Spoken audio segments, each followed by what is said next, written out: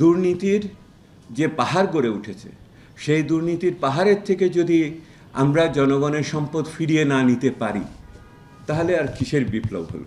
দুর্নীতি লুণ্ঠনের মাধ্যমে সম্পদ হলো, এগুলি বাজেয়াপ্ত হলো না কেন? এই সম্পদ কোথায় গেল? এই সম্পদ কেন সরকারের অধিগ্রহণে আসলো না? দুর্নীতির যে পাহাড় গড়ে উঠেছে সেই দুর্নীতির পাহাড়ের থেকে যদি আমরা জনগণের সম্পদ ফিরিয়ে না নিতে পারি তাহলে আর কিসের বিপ্লব হলো?